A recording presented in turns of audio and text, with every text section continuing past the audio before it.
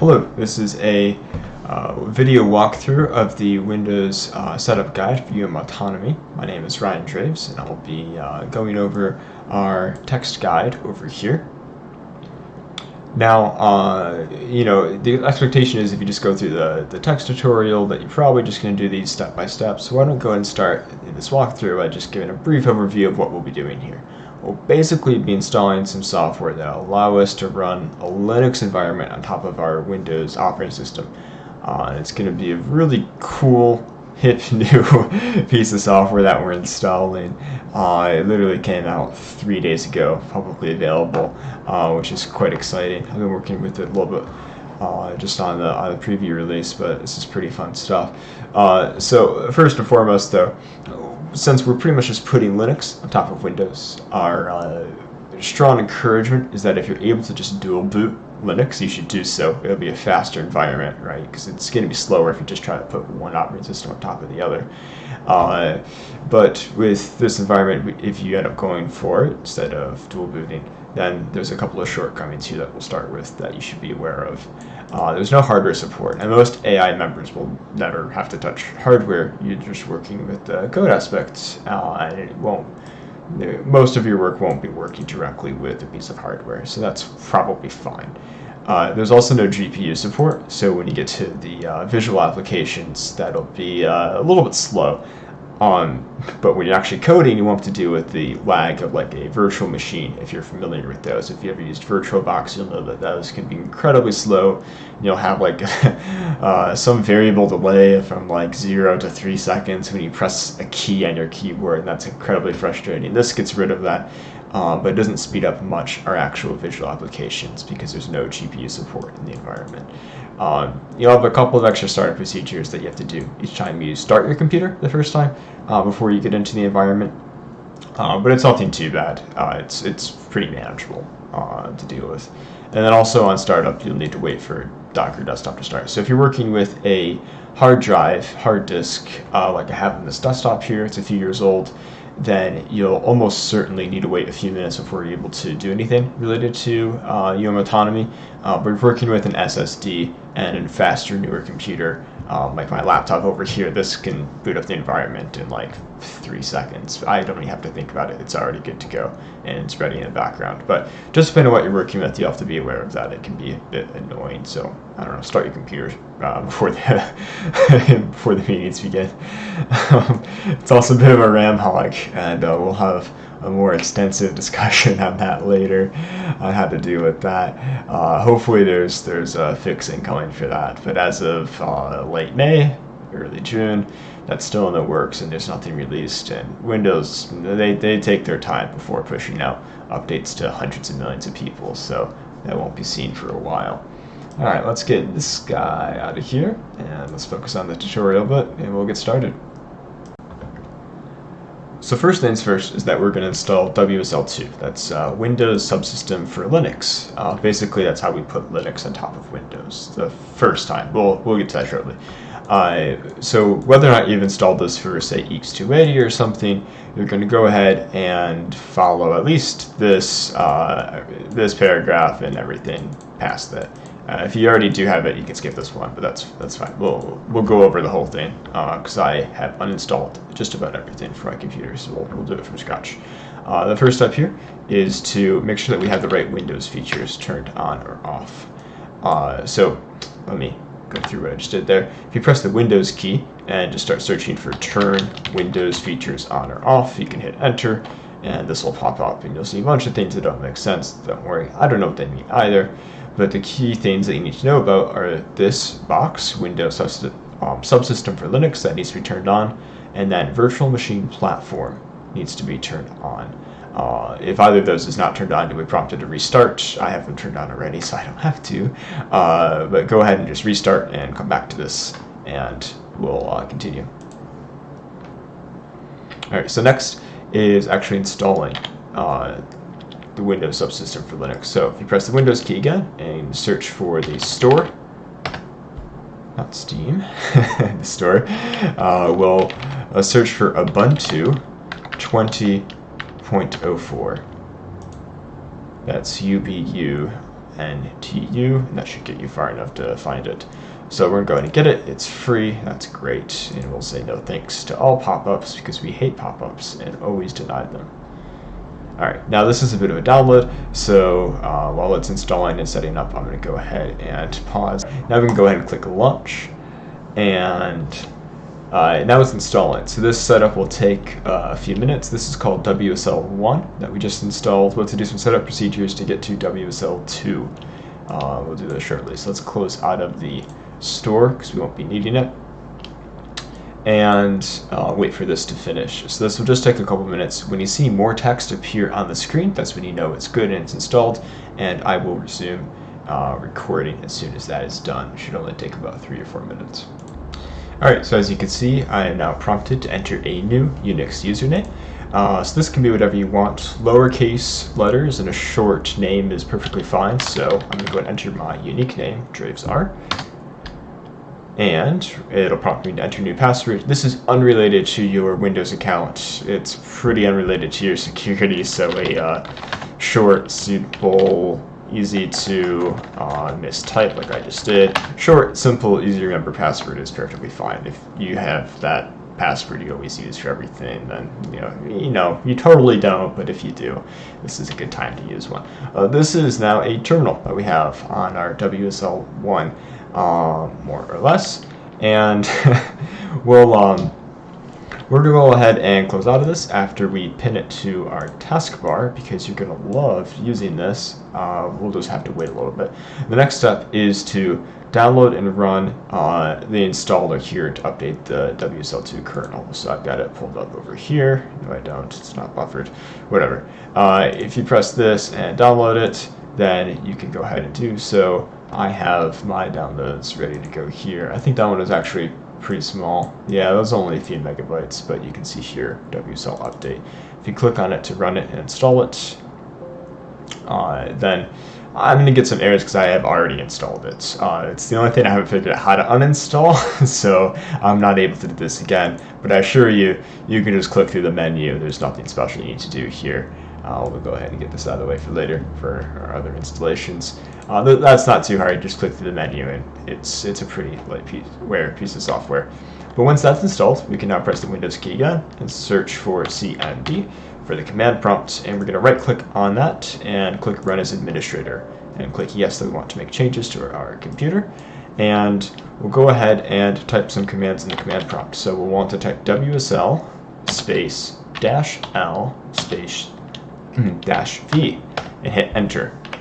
Doing that will list -L and it will do so verbosely. -V, it'll give us tons of extra info that we don't need of our WSL images that we have. So we just installed the one, Ubuntu 2004, so that's the name that we'll use for the next command here, and that's going to be WSL -set -version space Ubuntu 20.04, the name that we have, and then space 2, because we want to set up WSL2. And we're going to run this command, and this will take also a few minutes, so I will do another time skip. But before I do so, I will point out that you'll know that this command ends when you get another prompt for C:/Windows/System32. The default when you run an administrative command prompt. So whenever you see that prompt again, then you know that it's done and the conversion is complete. Maybe it'll give you a I finished message, maybe it won't, but when you see that line appear again, then you'll know that the command is finished, and you should have WSL2 installed. If you didn't close out of WSL, now's a good time to do so because it's trying to do things in the background. I think it'll just close it for you and make you click to exit, but if you didn't, then you should do so. Alright, that took me about 5 minutes, but it's finally done. I've got a new prompt for System32. Like I said, I'm running my desktop here, which is slower and a bit out of date, so hopefully this is an upper bound of how long that should take you, but that was about 5 minutes for me. We can go ahead and close out of this. I don't think we'll be needing it again, but now we have WSL2 installed. And I forgot to mention this earlier, but if you are not familiar with the Linux command line, that's totally fine. Actually, when we get to a slower point where we're waiting for a large installation, then I'm actually going to do a quick command line tutorial if you want to listen to that. And here's the commands. I'll put timestamps if you don't want to. You want to skip to the next section, that's fine. I understand. But if you do want to, I will actually cover that. I will say that myself, I did not know a thing about the command line in my first day at college, my first day at Autonomy. I didn't know any commands. I was unfamiliar with it, but hey, you learn over time, so that's totally fine. Alright, so our next step will be to set up what's called X11 forwarding. So this WSL2 is really just a terminal. What I mean by that is that it's completely text-based. You just type in with your keyboard to run commands. We'll go over what these commands mean later on. That's fine if you don't know them. We'll cover them in that little tutorial I mentioned. But what if we want to run something visual? What if we want to run a visual application? You can't do that natively just from a terminal. You need something called X11 forwarding to be able to open that. A little caveat: if you were actually on Linux, it would handle that for you, and allow you to open up a GUI. But I digress. So let's go ahead and if you haven't already, go ahead and open it. And we're going to type in the following command to start editing some files that are already on here. We're going to type nano space and then the tilde, which is going to be in the top left of your keyboard, /.bashrc. And then we're going to hit enter to run our command. And we'll go ahead and press Control V to skip down. You can also just press the down arrow key to start scrolling. You won't be able to use your mouse here, but with your keyboard you can continue to scroll. I'm going to press Control V to get to the bottom because I'm bored and I want to get to the next thing. Alright, and we'll need to insert these lines here into this file called .bashrc.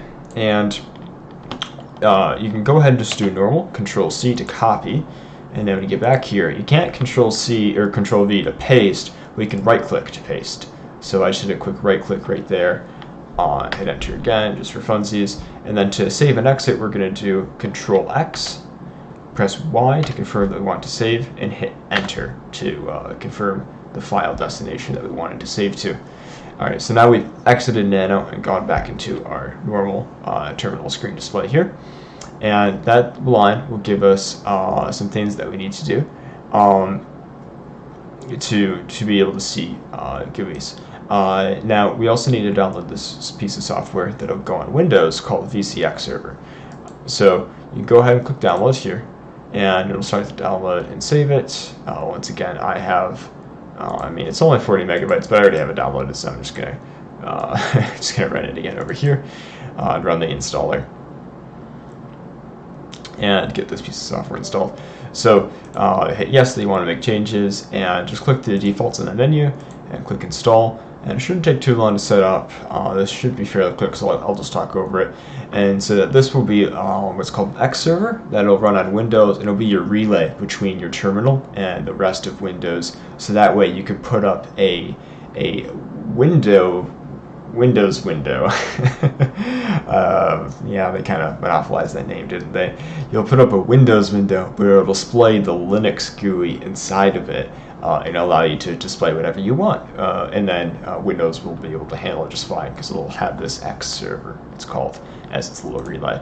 Alright, so if you press the Windows key again, you can type in X launch. That's going to be the name it installed as. Yes, completely different. Let's go ahead and pin it to our taskbar. This is going to be one of the things that we have to start up each time we start a computer. So let's go ahead and just do that now, so we don't search for it every time. And here's the menu options that you have to go through each time in order to be able to see everything you need to see properly. So this one we can hit next on. Hit next right here. Now this one you have to memorize these buttons real quick, but we're going to disable native OpenGL and enable disable access control. So uncheck the middle button and enable the last button there. We're going to hit next and finish, and that'll launch it in the background. It'll be this nice little icon in our tray with the up arrow here. If you ever need to stop it, you can hit exit, but it's pretty passive. It's not going to be running intensively or anything in the background. So now we can, let's bring that back over here. And if we go back here we've edited these files, this bash rc file, but we didn't actually apply the changes. So the way that bash rc runs is that when you open up a new terminal, it's going to be one of the last thing that runs before you're actually prompted to type something in. It's like a bash script. It's a piece of code that's going to run, or the file will be executed as code. So there's two ways to get it to run. I can either hit the X button here and open up a new terminal, or I can manually run it myself and just type source ~/.bash rc.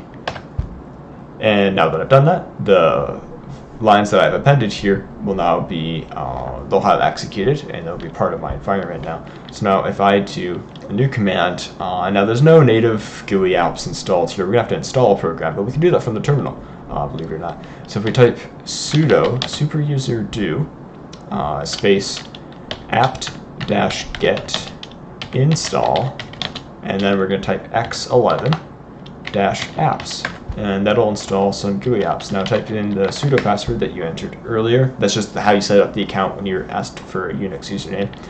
You'll be asked if you wanted to confirm that. You'll hit Y, enter, to say yes, we did really mean to install something, so I'll give you my confirmation that I meant to do that.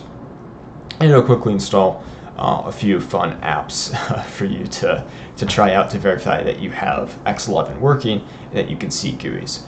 So now that that's done and we're prompted once again with our little display here, we can type in one of those programs. So if we type xeyes, so xeyes, and hit enter, we should see a pair of eyes that'll follow our cursor around. Just a quick fun little program that verifies to you that yes, you do in fact have GUI capabilities. Now this doesn't tell you that you can render anything. You won't be able to, but you can render basic GUIs now for sure. We'll verify later that we're able to render more complex things, like 3D rendering. Right now it's just a quick 2D application, a little bit of fun. We're gonna hit X to close out of it. You know, another quick way, I said I'd have a little terminal tutorial later, another way that you can exit out of it is to press Control-C, and that'll force quit a program for you. So if you ever have a program that's stuck and you need to close out of it, you can press Control-C real quick. It could also give you a new line, so there we go. Alright, we'll have the actual little tutorial later, but I just figured I'd show you another way to close out of the program. Alright, so that whole starting the X11, that was that section. Then testing it was the section where we source bash rc to apply our changes, and then we install the program. That's X11, not XLL, and then type xeyes to test. All right. So now that we've done that, we can continue with the rest of the tutorial. So now that we have this kind of Linux environment set up on our computer, we can install a new program called Docker Desktop. And this one, if you click this link, you'll get to this website, and you can just quickly download for Windows and run it. I've got the installer here. This one's a bit beefier. It's a solid 400 megabytes. So I've already installed this beforehand, or downloaded it beforehand. I haven't installed it yet here. I'm just going to click it and say, yes, I want to make changes. And it's going to do its setup procedure pretty automatically. It is going to prompt me at one point here. Now, I'm running Windows 10 Education on this computer. So the prompt that I'm going to get is to enable this feature. You probably won't be asked if, you want that enabled. You probably won't be asked if you are running Windows 10 Home. Because you don't have the option for the other way that this program can run. It's a Windows feature you won't have access to. But if you're running Education, which is provided to you by the university, then you do. So you need to verify to it that you want the WSL2 Windows features enabled. So I'm going to click OK with that box checked. And then it's going to go through its setup procedure. Now this procedure takes quite a few minutes. So we'll go ahead and just do a quick little time skip again. But I'll mention just real quick that if you were on Windows 10 Home, that would have looked a little bit different. But either way, you just can click through the menu and hit accept. You didn't have to touch anything there, you just click through it. Alright, now that we've finally got that installed, that was only about 2 or 3 minutes on my computer. Hopefully it's a little bit faster on your end. We can go ahead and close this, and we'll want to start Docker Desktop. So we'll do a step procedure here, but hopefully this is the only time we ever do this. Alright, so we're going to go ahead and hit enter here. Now, this is, there's two discrepancies that you can have here. So the first is that, once again, if you are on Windows 10 Education, you might get a couple extra prompts asking about Hyper-V versus the WSL2 backend. If at some point you needed to enable Hyper-V to get it to run, that's fine. Just do whatever you have to do to click through the menus. We'll disable it later because a lot of EECS courses use a program called VirtualBox to run VMs, and Hyper-V is incompatible with that. So we'll disable it later to make sure you're able to run that for your classes. You're not confused as to why it's not working. We'll clean it up later. If you're running Windows 10 Home, then you won't have such problems and everything will be fine. Now this does take a couple extra minutes to start up on its own if you're running a hard drive, as I mentioned. But it looks like now that the pixels in this little icon tray are done, that it started up. And I believe now that we've started up for the first time, it will open up a new window for us, asking us about this tutorial. There it is, right on time. We can go ahead and close this. We won't be needing it. We'll walk you through any sort of Docker commands you need to run, so you can go ahead and turn that off. But what we do need to do is open up the settings menu. So if you click that icon tray again and right click on the little whale with the pixels on top, then you can click settings right here in this menu, and that'll open up the settings. So this will once again look a little bit different. This won't be an option for you to click if you're on Windows 10 Home, but if you are on Windows 10 Education, Pro, Grid, Enterprise, then you'll have this little option, but leave this enabled because you want that WSL2 based engine. It's nice and fast and cool. We'll talk about this option later, about starting desktop when you log in. For now, I'm going to leave it on, and then whether or not you want to automatically check for updates or send usage statistics is up for you. If you want to turn them off, then just go ahead and hit apply and restart. It won't restart your computer. It'll just restart Docker in about 3 seconds. What we need to do here is click resources on the side and go to WSL integration. And this is already enabled by your default, and this should be your default, but we're going to go ahead and turn this on anyways just to make sure that WSL integration is enabled with our WSL2. And click apply and restart. That was like a quarter of a second there. And close out of that. And we should be good on installing Docker Desktop. And that's going to be Docker for the Windows end. Next will be Docker for the Linux end. So at this point, we can move on to the Linux-ish Docker Quickstart. So you've now created pretty much a full Linux operating system environment on top of Windows. So at this point, we could almost just link you to the Linux Docker Quickstart and have you just set that up from within your WSL terminal, and everything will be fine and dandy, more or less. There's a couple of minor differences, but pretty much what we've done so far is set up all the Windows stuff necessary to just create a Linux operating system for your computer. So now we can start down the list. It's almost exactly a copy paste from the Linux Quickstart, just a few minor differences like this section here.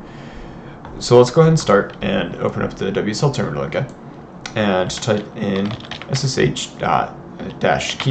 You can copy paste, that's fine. -t rsa-C, and then your email, so your nickname at umich.edu.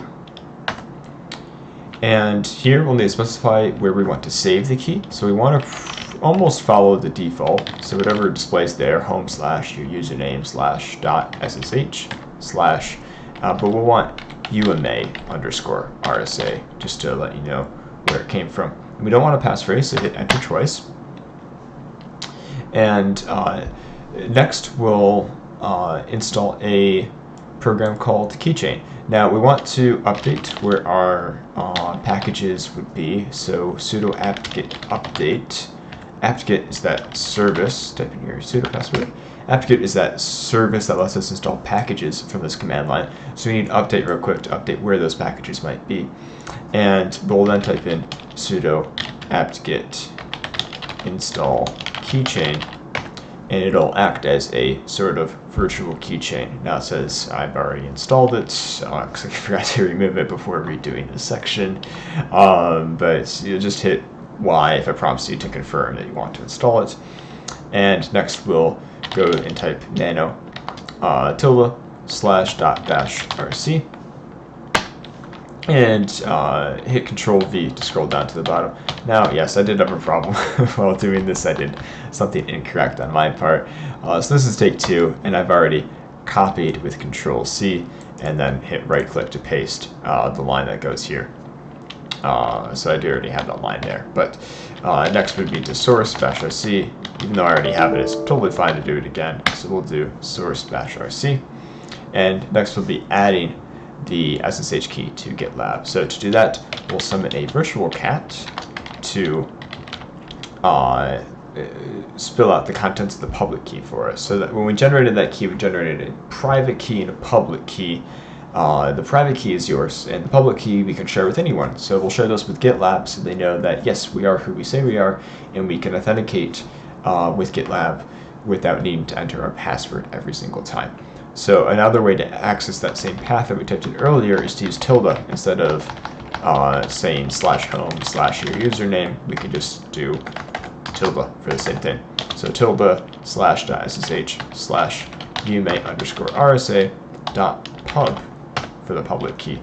And I'll go ahead and highlight this and a copy. I can do either Control-Shift-C, different than the normal Control-C, or I can do a right click on the highlighted text, and that'll also work. So now if we go to gitlab.eeks.image.edu, we can click in the profile in the corner here and go to the settings.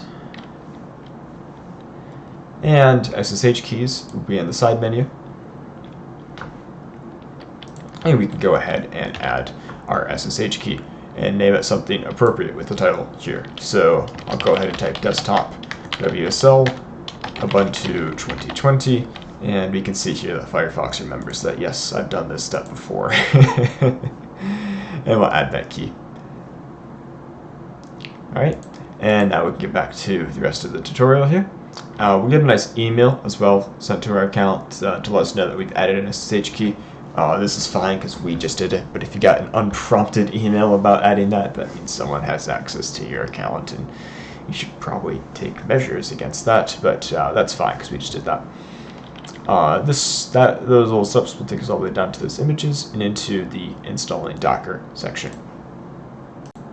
So we've already installed this program called Docker Desktop, but now we need to install Docker on the Linux side of things. So to do that, we need to type in these commands. Now I encountered a nice little error here trying to do that because it looks like things were out of date for me. So I'm going to type sudo apt-get sudo apt-get update, and that'll go ahead and update where everything is located for the apt-get service that lets us install packages so easily with just a couple of key presses. Now this will take a little while because, oh, no, it's just already done, I'm kidding. It's just verifying where all the servers are located for these packages. So now we can type sudo apt-get install docker.io and hit Y, enter again, to install the docker.io package, which will be Docker essentially. Now this is a little bit of a beefy package, but it shouldn't take too long to install here. Yeah, it's already in packing, it's downloaded it. That's not too bad. Usually single packages don't take this long, but once again, Docker is a several hundred megabyte beast because it's going to be doing some pretty fancy things for us. We'll explain what those are in just a little bit, but it looks like now we've just about wrapped up installing this package. Any minute now. The fun fact while I'm waiting, you can actually type in the next command. I was going to show how that worked, whatever.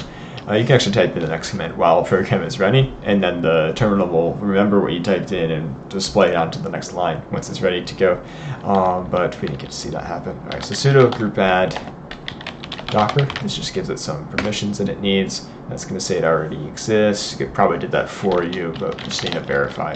And sudo usermod dash lowercase a, capital G, Docker, and then this weird thing here, this money sign, parentheses, who am I? Now, who am I is going to evaluate to whatever your username are. So mine was Dravesar, and then yours is probably your unique name, unless you filled out something else. You can verify that with echo, which will just spit out text. If you echo hi, it'll give you hi. If you echo the same thing, it'll evaluate that little string. Instead of giving you that little string back, it'll give you the value of it. So strings are. This isn't actually the terminal tutorial. We're about to get to that with the next command, so maybe I should have saved that. But I'm already this far, and I'm not want to do a redo. So we're going to do a next command, docker pull autonomy. Oh, I almost forgot. Right here it says close the window and or type exit in order to reopen it. We need to apply some of those changes that we just did. So we need to fake a log out and log in by just closing the window, reopening it. This will let us apply the changes we just made, and now we can type docker pull autonomy /uma-env, and we'll wait for it to complete. Now this is our main download. This will be a few gigabytes worth of downloading, so we'll have a little ways to go here. But now this is going to begin the little terminal tutorial that we'll try to go through. I'm going to pull up my notes on the side here. And to start, we'll just open up a new terminal. So if we right click, we can actually just open up a new window by clicking it again. And it's the same Linux environment. We just have a new window to see into it, a new terminal to interact with it with. So while this is going on in the background, we can have another one for us to play with. So, like I said, everything's text-based here. But let's go ahead and just familiarize ourselves with a couple of commands here. So everything is a file or a directory, pretty much. So files you're familiar with. Directories are going to be folders that you'll know and see on Windows. So let's go ahead and make a directory. Make a folder here real quick. Type mkdir, make directory, and let's just call it test. So now if we type ls, we can list what's in our current directory. We're in the, if we type pwd, print working directory, we can see that we're in the path home/traves are. But now we have this new folder called test that we've created within home/traves are. So if we type ls again, just to verify that we still have that there, we can now change directory into it. So we can go down to the next folder by typing cd space test. And now if we do print working directory again, we can see that we changed into /home/traves/test. Now let's create a file. So there's a couple ways to do that. If we just type and then a file name like, I don't know, test.txt, it'll create it for us, and we can just type something in here like load, and we can hit Control X, Y, hit enter. And if we type ls again, now there's a new file there. That's just txt. And we can do the same virtual cat thing that we did earlier, and just type cat test.txt. And hello will be right there, what we had typed in earlier. And let's go ahead and change back up to our parent directory. We just do that with .. to go back up. If we do print working directory again, we'll see that we have now gone back up one folder. Another way to create a file is called touch. So we can just create an empty file by typing touch new file dot anything I want for our extension, and we can type ls again, and there's a new file. I want extension. Probably never seen that one before. I certainly haven't. And if we type cat, we'll notice that there's nothing in there. Oh, let's expand that.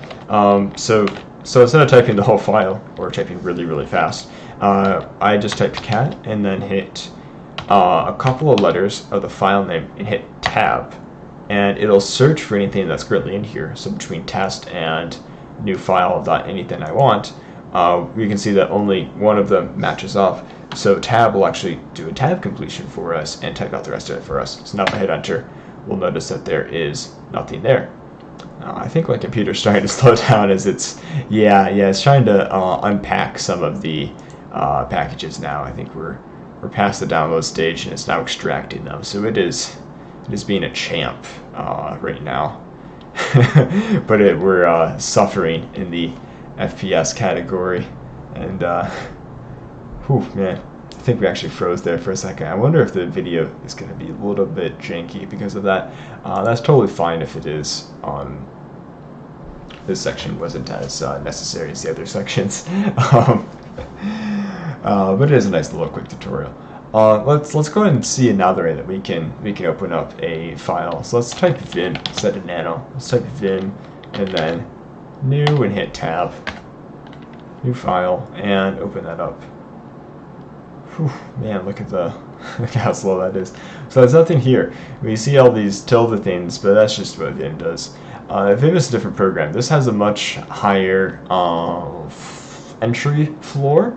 There's a lot of a learning curve to be able to work with this program, but it can do a whole lot more than what Nano can do. So if we hit I, this is going to put us into an insertion mode that will allow us to type things in. So now we can type hello world once again, and we're going to hit the escape key to exit out of that mode. And if we type random characters again now, we'll see that we just typed in random things. I mean, I just hit the S key twice and it deleted the first time and inserted the second time, which is pretty strange, huh? But if we hit escape again, we'll get back into our start a command type mode. Now we can hit shift semicolon for a regular colon and hit WQ. So we want to write and quit Vim.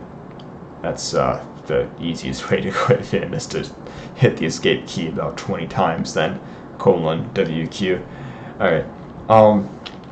So last thing I wanted to cover real quick, because it looks like we're almost done with the Docker installation here, is that we can do something else called, what we can copy and move files around. So let's go ahead and copy CP, new file, and hit tab, because I made a pretty long file name. I'll just call it a.txt. And we can see now that we've copied it, because we can type ls to view our current files. There's a new file there called a.txt. And if we look at the contents of it, we'll see that it matches. It says hello world, just as we had put into new file. And we can even move files around. So let's go ahead and move mv a.txt into a new thing called b.txt. And if we type ls again, we'll see that a.txt is no longer there. It's been replaced by b.txt with the same contents. It's just been renamed, essentially. Alright, so I think with that, we've now successfully downloaded the newer image for Docker. So we'll move on to our next step here. Alright, so at this point we have here a potential issue that you can encounter here. While we were doing the little terminal tutorial, I noticed that my computer was being very, very slow, and everything's kind of slowing down. And even though the download here has stopped, that hasn't gone away. As we can see, I clicked the little X button there a while ago. So if I bring up Task Manager, which I brought up a couple minutes ago, it took a while to open, we can see, yikes, we have almost nothing running. I mean, poor Firefox somehow reduced itself to 3.2 megabytes. And, I guess this is just nothing actually going on back here. It's just the old display. But we've used 98% of our memory, which is crazy. I'm only working with 4 gigs here, so if you have a lower amount of memory, then this is something you might experience pretty quickly. Now, we can't even sort by our memory here without freezing for a little bit, and thankfully it gave us the wrong thing. Oh, I said 4 gigs, but it seems we've discovered the other 4 that my desktop doesn't always give me. Guess I must have downloaded more RAM. So here we can see that VM has consumed everything. Honestly, this recording might even be busted if it's freezing so much. This is one of the memory issues I mentioned, and if this happens to you at some point during the installation, you're just going to have to restart for now. We're going to cover this later, how to manage it, how to get it under control so this doesn't happen to you, but right now you can see that my entire computer has been dominated by WSL2, and it refuses to give memory back. So we'll cover that section at the end. But for now, I'm just going to restart my computer and begin again, and this will be a more manageable number than literally my entire RAM. Alright, so we'll have a quick cut here, and that'll be after I've restarted my computer. So now that I've restarted, we can get back to actually running the Docker environment.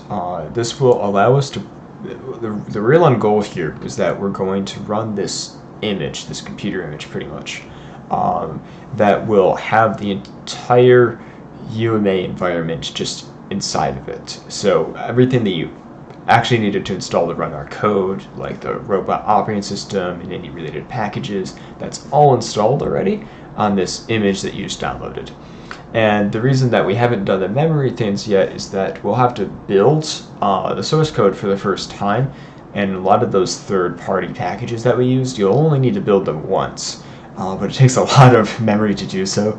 So we haven't gone over the memory management section. We purposely put that after we run this stuff, simply because we're going to need to, once again, let the Docker environment take as much memory as it wants, the WSL specifically, to take as much memory as it wants, so that way it can build properly the packages. And once we've done that, we won't need that much memory ever again, and we can just turn that off and throttle it down. But for now, to actually go through this, we need to create a new script. So now that we're back into the home directory, I'll just do a quick pwd to verify, yep, that's our home directory. We can type nano run umadoc.sh. Now this file doesn't exist, but we're going to create it by typing it out, and it'll create it for us, and we can copy and paste the contents of this little script. This is a bash script. Doesn't really look like it because it's a huge jumble. This is all one line. It's a terribly long line, but it's necessary for the magic we're about to perform. So we can hit Control-X, Y, and Enter once again to save our file. And now we need to, since this is a bash script, we need to let it know that it can execute as such. So we need to do a change mod, chmod plus x run umadoc.sh. I'm doing the tab completion there. So now we can execute it, which is /run umadoc.sh, and we should be able to finally get into our environment. So this will very shortly start giving us some stuff here, and oh no, we have an error. That's almost kind of expected. I'd be almost surprised if you didn't have an error. There's some permission denied issues. So the very first time that you run this, what you'll do is a quick sudo inside this terminal here, sudo change own ch own -r underscore UMA uppercase UMA. And that'll give us some edited permissions. So we can type exit to exit out of the Docker image, and this will take us back to our normal terminal. If we type ls, we'll go back to the stuff that we had here with the little terminal tutorial. And if we type /run umadoc.sh, once again, this time it'll work and it'll succeed, and we'll start cloning all of the packages. So we've cloned into UMA repo. This is UMA repo environment, which is the name of the project here that we're working off with the wiki. We're cloning into all the third-party packages. So there's the Velodyne and the NMEA navsat driver and the Virtual Robot X for simulation stuff. This will take not too long. It's pretty quick to just download and copy the files from there. So now we have all of the repositories, and we're going to run the build scripts for the first time. Now this is the part that will take a while, so I'll do another time skip here, but we've purposefully set up so it can have as much RAM as it wants as it goes through this. You'll get a little bit of output. Most of it will be hidden this first time versus when you normally build. That's fine and purposeful. So we'll go ahead and do a little time skip here while it does that. Now if you get an error about running out of memory and the build failing, we'll cover that in a second. But we'll assume first that everything succeeds. So at this point I was able to successfully build, and you can see done right here, and there's no errors about running out of virtual memory. But I did say I'd cover real quick what to do if that was the case, so I added a quick section to the guide about creating a temporary swap file if you needed to. So if you didn't have any errors, like I didn't have any errors, you don't need to do this, but it doesn't hurt to do it. And just if you did have the error, follow this section. If not, go ahead and skip to the next timestamp. And we're going to go ahead and exit here out of the Docker image and get back to our normal terminal and start to create a swap file. So the swap file is essentially downloading more RAM. you just reserve some space on your hard drive, whatever size you put on here, and you say, yep, this is RAM now, more or less. And it'll just be very slow, but it'll give you a boost that you need for the compilation purposes. So if we just go down the list here that we can see sudo f allocate. These are commands you'll never run outside of this. It's pretty specific to Swapfile. So yeah, just putting what I have here, we're going to allocate 2G or 2 gigabytes of Swapfile, and then we're going to give it some permissions with 600 here. That does a certain code. You need to worry about that. Make swap, just designating that it is indeed a swap file that we just made, and saying that we're going to turn it on. And now we've added 2 gigabytes worth of RAM to our computer, just like that, if we need some help with the initial build. So now if we go back into the Docker image with /run umadoc.sh, then we can see, regardless of whether or not the build succeeded, you'll see this same thing. It'll check over to make sure that you had copied and cloned all of the packages, and then it'll say repositories match. It won't do a build, because even if your build failed, you'll have some build files, and it won't know the difference, so it won't build. You'll need to manually build with build.py. So if we do a quick, this is important, if you do a quick ls, you'll notice that the files that we had earlier outside the Docker image are not here anymore. This is an entirely different machine almost that we're working with. But we have a new directory called UMA. And if we change directory into it and type ls, we can see this is all of the UMA related packages. So somewhere in UMA repo, you will find the build scripts with build.py in it, but it's added to your path, so you can call it anywhere. So if we just call build.py, we'll go through that. Now I successfully built, so this will quickly go through and say, yep, build success, everything is already there. But if you hadn't successfully built and you need to add that extra RAM, then this will take a little while as it finishes whatever it wasn't able to do before without some additional RAM. But at this point we can now exit and delete the swap file. We don't need it anymore, and very soon in the next section we'll be managing the memory and throttling it down even more, because we really don't need this much ever again. And we'll do sudo swap off -v/swap file, then sudo rm/swap file. Oh, just for reference, we've slowly built back up on the memory that we're using. We're already back up to 3 gigs here. After that initial reboot that we need to do. There's still much less than the 6 gigs we were eating up earlier. That was completely slowing down the machine, but we're kind of approaching that point. Thankfully, we're moving on to this next section. Technically, though, at this point, we've successfully set up the environment. You have everything you need to work with the UMA repo environment. Everything is there. When you want to build and run code, you'll do /run umadoc.sh, and you'll get into the environment, and you can build and run things here, and you'll learn those commands through other tutorials. If you want to edit code, then you can exit out or open up a separate window here, and you'll notice that as part of the procedure there is a new folder here that is shared between the Docker image and the WSL. That's the UMA folder.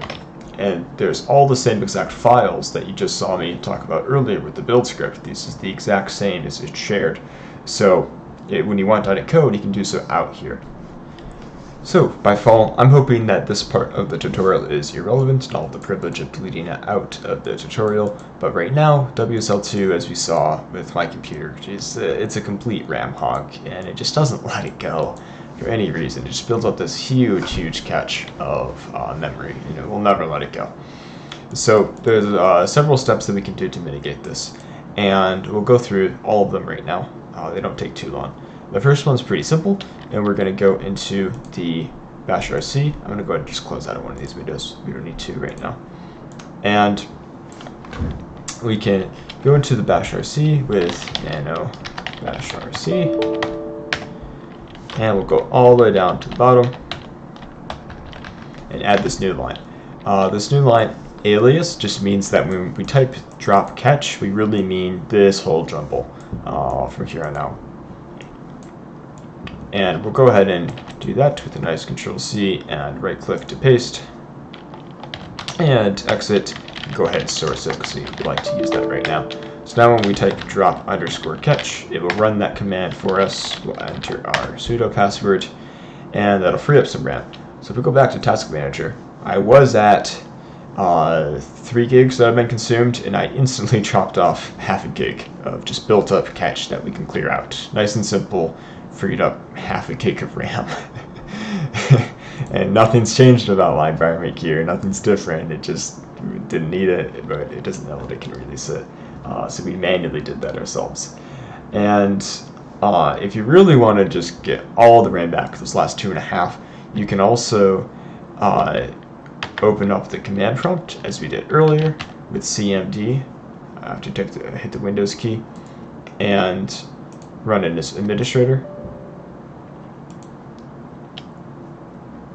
And similarly to the command we did earlier, we can do wsl-terminate and then the name, so Ubuntu-20.04. Now if I hit enter here, this would close out the process, and after it finally frees up the memory, everything would disappear and terminate, and you'd have it all back.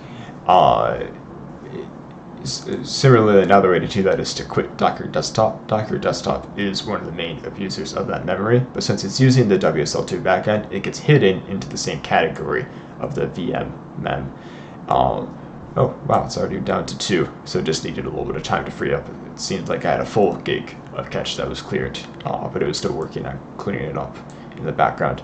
I'm not going to run this though. I would like to continue the tutorial real quick, but that's something you can do. Is right-click this to quit Docker Desktop, get that menu, or you can open up the administrative command prompt and do the wsl-s terminate. But for the most part, drop catch is now a really easy command you can do.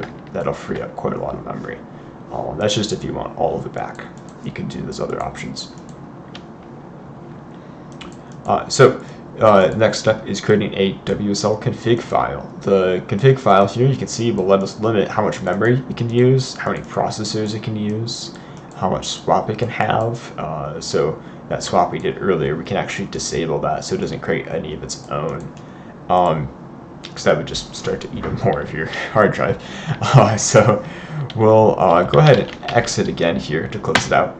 And by that I mean we're going to reopen it because we're totally going to make the WSL config file from the terminal here. I run order on that one. But what we can do now is type nano and then type /mnt for mount c capital users and then your Windows username. So here we've got my Windows username, and now we can actually create this file from within our Windows folder. So everything I have here, if I actually do a quick cd to mount c users traves r1, and I do type ls, this is all my Windows files. You can actually access them from your terminal, and it's through that little file path is how they'll be organized for you. But now if we just type nano .wsl config, so right in the parent folder of our Windows user, we can create this configuration file that'll be read from. Windows will look for it whenever it starts your WSL2 for you. It'll look for this and it'll say, hey, what's in here? So I'm going to limit mine to 4,000 megabytes or 4 gigs, and I'm going to give it 4 processors. I think I've got 6 cores on this computer, and I'm going to give it 0 swap. So now, if I exit with the Control X, Y, Enter, if I exit the WSL, now if I reopen it, it'll have read from that configuration file, and it won't go past those bounds that I set. So it's limited now. It's hard throttled at that. Now I didn't restart Docker Desktop, so Docker Desktop wasn't started with that configuration. But if I closed and reopened Docker Desktop, then it would be bound by that configuration as well. But I think we can probably get through the rest of the tutorial without needing that throttle on it, so I'm not too worried about it right now. So the next step is saving memory by not starting Docker Desktop on login. So if you're not always doing UMA things, and you probably don't need it to start up all the time, because it's not hard to start. So if we open up these settings here, oh, please do start. I'd like you to start a bit faster. But you can start Docker Desktop as quick as typing this and hitting enter, and then it'll just do its thing in the background, and it'll probably notify you when it's ready to go as well, or you can just see when the pixels stop moving. And that'll all run in the background. But we can also disable from starting when you log in, so that way if you're not often doing UMA related things, you don't need this running. It has, I think, if we look at the startup details here in the task manager, you can see that it has a high startup impact, so it'll actually slow down how fast your computer boots up. So if you want to disable it and just start up Docker Desktop manually when you're at a UMA meeting, then you're more than welcome to do that and just uncheck this and hit apply and restart. I'll leave it enabled because I'm always doing UMA things. Alright, and lastly, I think this was just an explanation of how you quit Docker Desktop that I mentioned. I covered that briefly. You just right click on the little whale and hit the quit button right here. That'll free up almost as much as terminating WSL entirely, because most of the stuff is the Docker Desktop running in the background. So let's recap what your daily startup procedures would be if you wanted to do boat-related things. So it's fairly simple to do. First, you're just going to start the X launch and go through the menus as described earlier. And now I'm going to click through all of it, but not hit finish because I already have one going. And the next part is, if you disabled Docker Desktop from starting automatically, then you'll need to quickly hit the Windows key and type that to get it going, and let that start up in the background. And then lastly, you'll open up, nope, not that, you'll open up your WSL2 and run /run umadoc.sh, and you'll get into the environment. So that'll begin the startup script. That'll just quickly verify that you have everything cloned, all your packages are there. It'll build if you've never built before, but we already have. So after this quick check, it will give us our environment. Now we have our UMA related environment.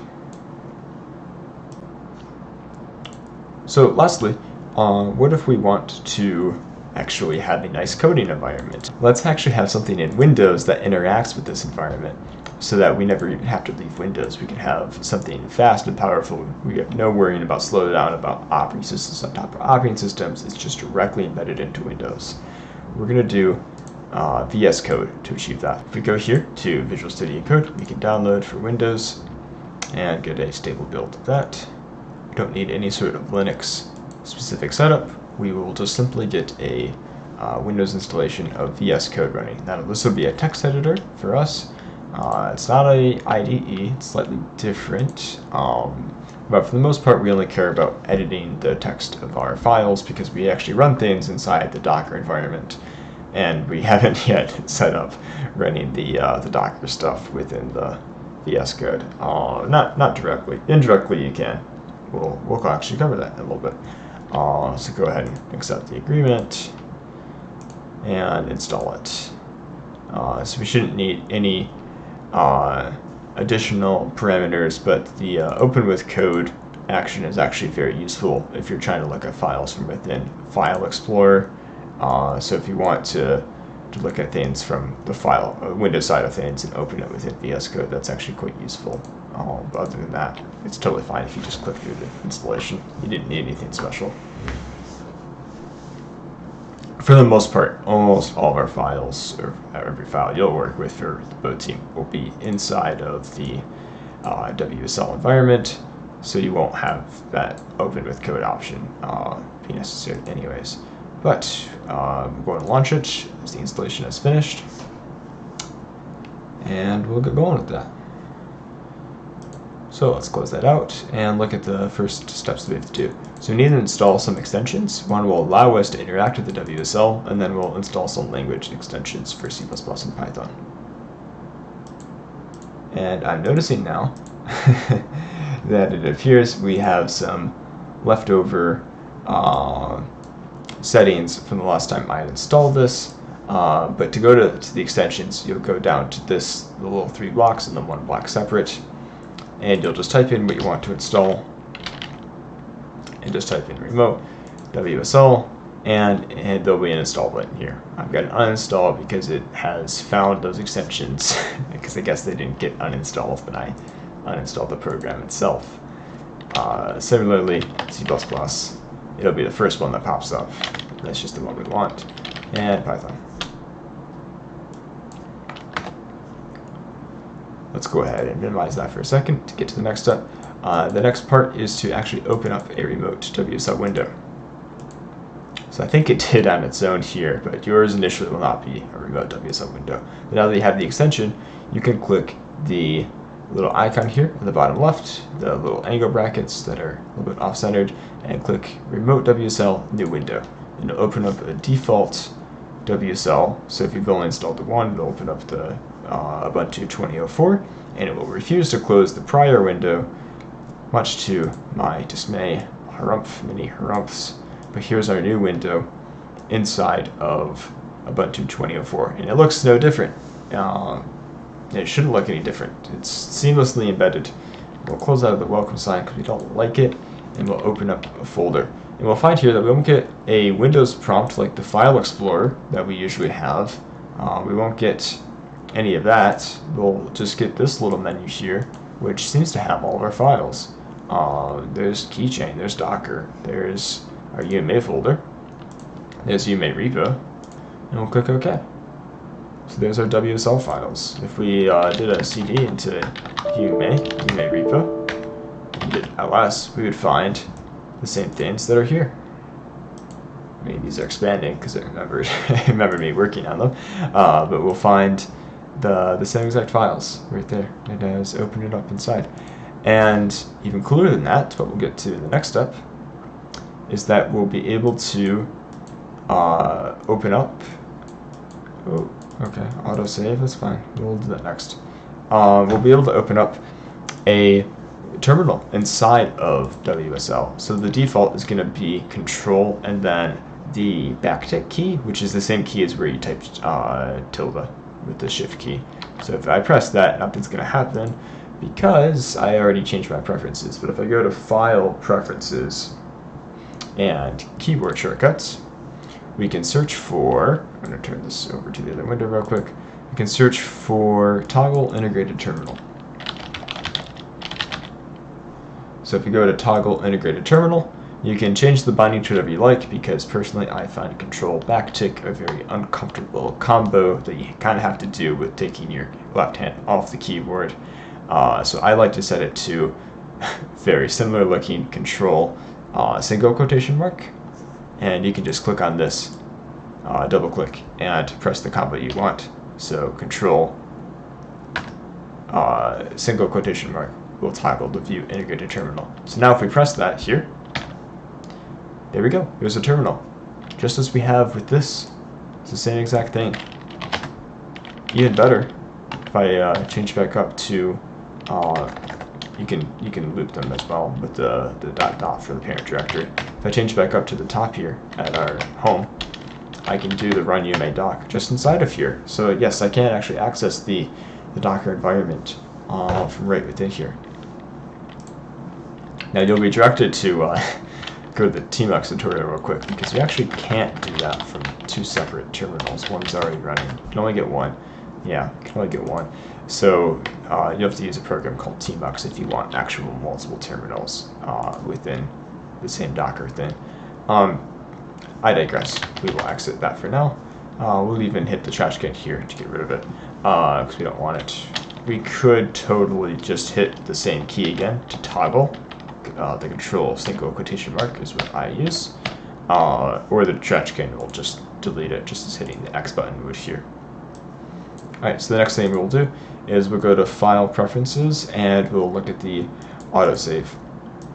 So we go back here to File Preferences with autosave. I think, yes, we want settings. And autosave is right at the top. You can see blue lines because I've already changed this, but if you change this to be after a delay and 5,000, that'll be the milliseconds. So 5 seconds after I finish typing something, it'll automatically save the file, so I don't have to worry about pressing Control S every time. Or if I run code without having saved it, then I just built the same old thing. This will take care of it for you with autosave. All right, let's see what's next here. Oh yes, the extensions are different between Windows and the WSL. So the C++ and Python, you'll need to install again. So it looks like I'd already done that, or not. Nope. Nope, it is not there. Okay, that was uninstalled for Ubuntu 24. So we had a little prompt there to install it for our WSL. And similarly, if we go to Python, we can click that little button and install it for the remote WSL. So that was the difference between the extension working for the Windows side and how it works for the Ubuntu side. And for some reason, the Python one is going to take an extra minute versus the C++, probably because they're one's much slower than the other. And it wants me to even reload, but we don't need to use it right now, so I will refuse to do so. Alright, that concludes the cool way of programming, which is VS Code. I highly recommend this environment. There's one last thing that we'll cover. We're just going to cover accessing files from Windows to WSL and from WSL to Windows. I totally said this backwards, but it doesn't matter. So as I mentioned earlier, you can access Windows files by changing directory into mount/c/users/your Windows username. Well, there you go. That's it. So you can change to documents and see all your documents in there. And similarly, you can go from the Windows File Explorer and access your files from there. So in a future version of Windows, there's supposed to be a little penguin for Linux that's supposed to pop up right here to give you access to those files. And two other options you have, because I live in an unenlightened time where that version has not come out yet. You can run from the terminal here, explorer.exe as a Windows executable, and then hit dot for the current directory. It'll open up a Explorer window, right as we are, so we can see all the way into our WSL files from a Windows File Explorer. Lastly, you can manually type out the path if you really wanted to. So WSL $/Ubuntu-2004 /home/ your whatever username you set, and you can go to that path and we'll get to the same place here. That's tedious though, so just do the explorer.exe if you're able to. And sound forwarding is a thing, but I'm not going to cover it. Alright, that concludes it. Hopefully you were able to get set up just fine. Let us know otherwise if you're not able to, if you had any issues, and good luck.